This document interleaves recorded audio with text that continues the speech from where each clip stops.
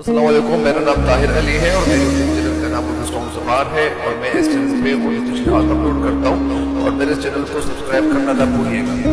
बिस्मिल्लाहिर्रहमानिर्रहीम। अस्सलाम वालेकुम दोस्तों, उम्मीद है आप लोग ठीक होंगे और आप लोगों की ज़िंदगी खुशियों के साथ गुजरी होगी। तो आप लोगों को जेल चाहता हूँ दूसरे सफ़े की तरफ। और कल जो था वो 134 सफ़े पे थे और आज 135 सफ़े की तरफ जा रहे हैं। और ये जो सबक है बड़ा तवील है, लेकिन उसके बावजूद इंशाल्लाह रफ्ता रफ्ता टुकड़ों में हम तशरीह अपलोड करते जाएंगे। तो सबसे पहले वो लोग जो जिन्होंने मेरे चैनल को सब्सक्राइब किया हुआ है, और अगर किसी ने सब्सक्राइब नहीं किया हुआ तो उनको भी अपने दोस्तों के साथ, मज़ीद लोगों के साथ शेयर ज़रूर करनी चाहिए इस चैनल की वीडियोस, ताकि आपके साथ साथ आपके दोस्तों तक भी फ़ायदा पहुंचता चला जाए, मज़ीद लोगों को भी फ़ायदा पहुंचता चला जाए। तो यहाँ पे सफ़ा नंबर 2 की तरफ चलिए चलता हूँ आप लोगों को। उन दिनों नमक की सत्याग्रह जोरों पर थी। डांडी के मार्च के चर्चे जगह जगह हो रहे थे। लाहौर में जलसे निकलते, जलसे होते और इनकलाब जिंदाबाद के नारे लगते थे। मैंने पहले कभी खद्दर का लिबास नहीं पहना था, मगर ये तो खद्दर का खास मौसम था। कुछ रिवाज आम का असर, कुछ किफ़ायत का ख्याल, मैंने भी यही लिबास पहनना शुरू कर दिया। मालूम होते कि लम इकबाल ने तो देखा जहन मेरे खद्दर के लिबास से। चरखे चरखे से गांधी और गांधी से कांग्रेस की जानिब मुंतकिल हो गया, क्योंकि उस रस्मी तारुफ के बाद उन्होंने जो गुफ्तगू शुरू की उसके लपेट में गांधी, कांग्रेस और अहिंसा सब के सब आ गए थे। अच्छा, इन दिनों नमक की सत्याग्रही जोरों पर थी। नमक की सत्याग्रही से मुराद क्या है? असल में नमक की सत्याग्रही से मुराद हिंदुस्तान में बरतानवी नमक के तसल्लुत मतलब कब्जा, नमक के तसल्लुत या नमक के कब्जे के खिलाफ पुरअमन तहरीक जैसे गांधी ने शुरू किया था। उस तहरीक के लोग सफेद कद्दर का लिबास पहनते थे, उसकी तरफ भी इशारा है। डांडी के मार्च के चर्चे जगह जगह हो रहे थे। डांडी ये भी इसी तरह एक एहतजाज। और डांडी के हवाले से मैं बताता चलूं, जोरों पर थी, यहाँ पे मैंने बताया जोरों पर थी मतलब बहुत ज्यादा शिद्दत पर। डांडी मार्च कहाँ गया? अच्छा, डांडी के मार्च के चर्चे। डांडी मार्च का मतलब क्या है? ये भी इसी तरह मतलब है कि गांधी की क़यादत में ये मार्च गुजरात के गांव डांडी से निकाला गया था, जिसके जरिए बरतानवी हुकूमत के हिंदुस्तान में नमक के कानून के खिलाफ एहतजाज किया गया। जगह जगह चर्चे हो रहे थे, मार्च के चर्चे हो रहे थे। चर्चे का मतलब है तस्कीर शोहरत। लाहौर में जुलूस निकलते, जलसे होते और इनकलाब जिंदाबाद के नारे लगते थे। इनकलाब तब्दीली को कहते हैं, और तब्दीली आना तो तज़किरे शोहरत मतलब ये तब्दीली आने को कहते हैं इनकलाब। मैंने पहले कभी खद्दर का लिबास नहीं पहना था। खद्दर ये कौन सी लिबास होती हैं और इससे मुराद क्या है? खद्दर असल में एक मामूली किस्म का मोटा कपड़ा जो उमूमन दस्ती खड्डी पर बनाया जाता है। मतलब ये किस्म का कपड़ा है जो लोग इस्तेमाल करते हैं। फिर मगर ये तो खद्दर का खास मौसम था। कुछ रिवाज आम का असर, कुछ किफ़ायत का ख्याल। किफ़ायत का मतलब बचत। कुछ रिवाज आम यानी रिवाज आम, जो रिवाज हो, आम रिवाज हो, का असर, कुछ किफ़ायत का ख्याल। किफ़ायत मतलब बचत का ख्याल। मैंने भी यही लिबास पहनना शुरू कर दिया। मालूम होता है कि अल्लामा इकबाल ने मुतल्लिक़ का ज़हन मेरे खद्दर के लिबास से चरखे चरखे से गांधी और गांधी से कांग्रेस की जानिब मुंतकिल हो गया। चरखा किसे कहते हैं? चरखा की क्या मानी है? जिसको चरखे भी कहते, चरखे भी कहते, चरखों भी कहते हैं। तो यहाँ पे चरखे से मुराद आपको बताता चलूँ कि चरखे सूत काटने की मशीन। सूत वो मशीन जिसके जरिए से तार अलग किया जाता है, तो उस मशीन को कहते हैं। चरखे से गांधी और गांधी से कांग्रेस की जाने मुंतकिल हो गया। कांग्रेस ये भी एक पार्टी है, मतलब इन हिंदुस्तान में, उसकी तरफ भी इशारा है। गांधी असल में इनका पूरा नाम क्या था? गांधी का पूरा नाम मोहनदास करमचंद गांधी इनका पूरा नाम था, और हिंदू की सियासी रहनुमा। कांग्रेस हिंदू की सियासी पार्टी का नाम है। आपको जिस तरह बताया कि ये कांग्रेस मतलब उनकी पार्टी का नाम है। और क्योंकि इस रस्मी तारों के बाद उन्होंने जो गुफ्तगू शुरू की, रस्मी यानी गुफ्तगू शुरू करने के बाद कि हिंदुस्तान की, फिर ये हुआ शुरू करने के बाद उन्होंने जो गुफ्तगू शुरू की उसकी लपेट में गांधी, कांग्रेस और अहिंसा के सब آ گئے تھے، سب کے سب آ گئے تھے اس کی طرف۔ آئنس اصل میں پرامن عدم تشدد کا فلسفہ جو گاندھی نے دیا تھا، اس کے مطابق امن میں جو طاقت ہے وہ جنگ میں نہیں ہے۔ موضوع رکا پیکا تھا۔ رکا پیکا کیسے کہتے ہیں؟ موضوع رکا پیکا تھا۔ رکا پیکا کے معنی ہے مطلب جو بے مزہ ہو، جو خشک ہو، جس کو انگلش میں ڈرائی کہتے ہیں، مگر بیچ بیچ میں لطیفے بھی ہوتے جاتے تھے، لطیفے بھی ہو جاتے تھے، لطیفے بھی سنائے جاتے تھے، اور پھر ساتھ ساتھ لطیفوں کے ساتھ ساتھ وہ کیا ہوتا تھا، میں تو ہوں ہاں کر کے رہ جاتا تھا، مگر سالک صاحب کب رکتے تھے؟ جہاں موقع ملتا تھا کوئی لطیفہ، کوئی چٹکلا، کوئی پھپتی ضرور کہہ دیتے تھے۔ لطیفے کے معنی تو آپ جانتے ہیں کہ لطیفہ کیسے کہتے ہیں، لیکن چٹکلا کے معنی آپ کو نہیں پتا۔ چٹکلا اصل میں یہ بھی لطیفے کو کہتے ہیں، یا کوئی دلچسپ جملہ جو مطلب ارشاد کیا جاتا ہے، جو کہا جاتا ہے، اس کو چٹکلا کہتے ہیں۔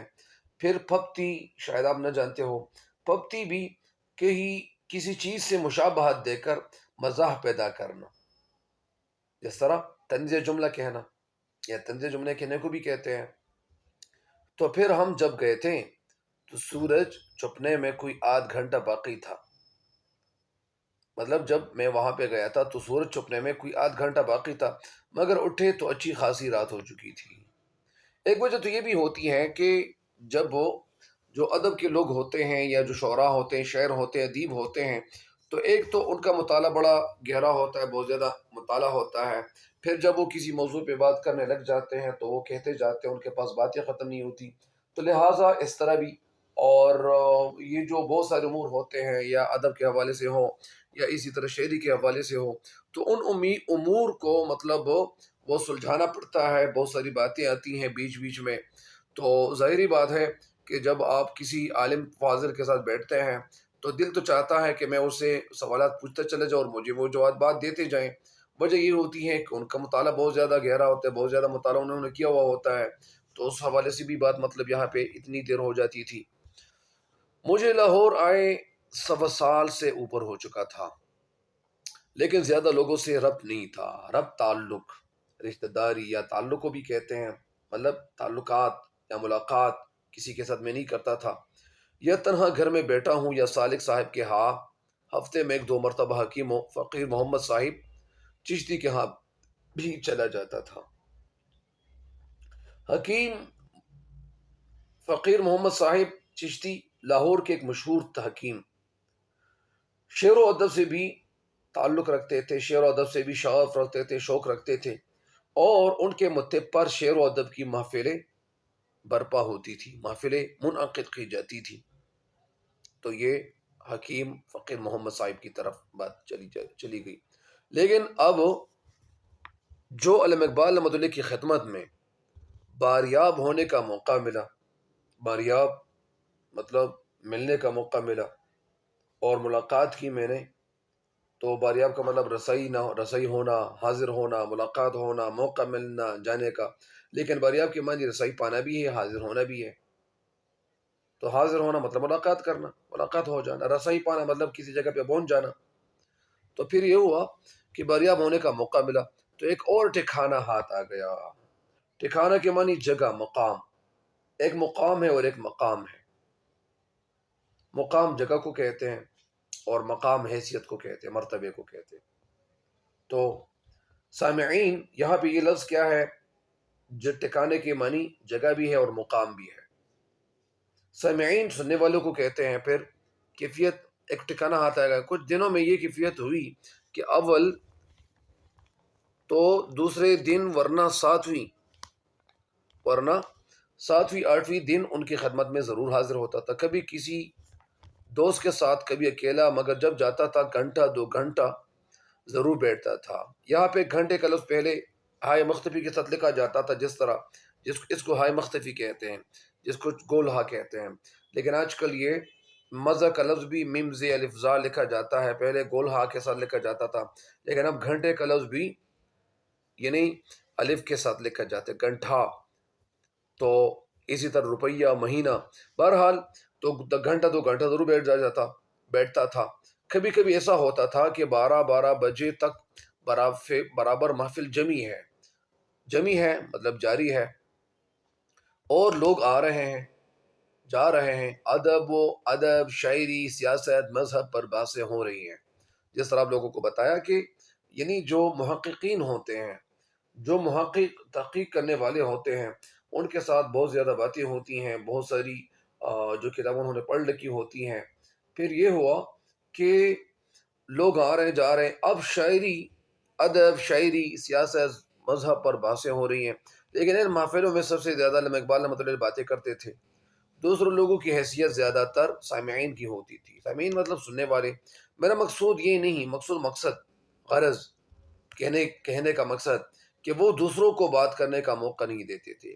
کہنا یہ چاہتے چرا حسن حسرت کہ میرا یہ مقصد نہیں ہے کہ وہ علامہ اقبال مطلب دوسرے لوگوں کو یعنی کیا نہیں دیتے تھے، موقع نہیں دیتے تھے۔ کہنا یہ چاہتے کہ وہ بھی موقع دیتے تھے، لیکن یا بات کاٹ کے بولنا شروع کر دیتے تھے۔ مطلب کسی کی بات اگر کوئی بات کر رہا ہوتا تھا تو ان کی باتیں نہیں کاٹتے تھے بلکہ وہ سنتے تھے۔ بلکہ واقعہ یہ ہے کہ ہر مسئلے کے متعلق ان کی معلومات دوسروں سے زیادہ ہوتی تھی۔ مگر واقعہ مطلب اصل بات یہی ہے کہ ہر مسئلے کے متعلق ان کی معلومات دوسروں سے زیادہ ہوتی تھی، یعنی ان کے پاس معلومات زیادہ ہوتی تھی، اور اہل محفل کے لیے اس کے سوا اور کوئی چارہ نہیں تھا کہ چند جملے کہہ کے چپکے ہو رہے ہیں۔ چارہ مطلب کوئی صورت نہیں تھی۔ تو اسی وجہ سے لوگ کیا ہوتے تھے، وہ چپکے ہو رہے ہوتے تھے، اسی وجہ سے کہ ان کا مطالعہ بھی زیادہ تھا، اور ساتھ ساتھ مطلب جس موضوع پہ بھی وہ بات شروع کرتے تھے تو کیا ہوتا تھا، یعنی ہر مسئلے کے متعلق ان کی معلومات دوسروں سے زیادہ ہوتی تھی، اور اہل محفل کے لیے اس کے سوا اور کوئی چارہ نہیں تھا کہ چند جملے کہہ کے چپکے ہو رہے ہیں۔ تو یہاں تک تو تشریح ہو گئی ہے، لیکن یہاں پہ اہل محفل کا لفظ کے حوالے سے بتاتا چلوں۔ ایک شخص کے لیے آپ اہل محفل استعمال نہیں کر سکتے، ایک بندے کے لیے آپ محفل کا لفظ استعمال نہیں کر سکتے۔ اسی طرح اہل محفل، اہل کا لفظ اس کی جمع تو اہل ہی ہے، لیکن اگر میں یہ کہہ دوں کہ اہل حدیث یا اہل سنت، تو بہت ساری جو مذہب ہیں، یا اسی طرح اہل جماعت، تو یہ کیا ہے؟ اہل جماعت تو اس سے مراد کیا ہے؟ ساری جماعت، سارے لوگ۔ اہل سنت سے مراد اہل سنت پہ عمل کرنے والے۔ اسی طرح اہل حدیث و حدیث مطلب یہ ان کے امام ہوتے ہیں تو ان پہ عمل کرنے والے۔ تو اس کے حوالے سے مجھے تو کوئی علم نہیں ہے، لیکن میں نے ویسے یہاں پہ اہل کا مطلب میں نے سمجھانا تھا۔ اور اگر آپ کسی کو کہہ دیں کہ یہ بندہ اردو دان ہے، صاحب اردو ہے، تو آپ ان کو صاحب اردو کہیں گے، اہل زبان نہیں کہیں گے۔ جس طرح اہل زبان تو صاحب زبان کہیں گے۔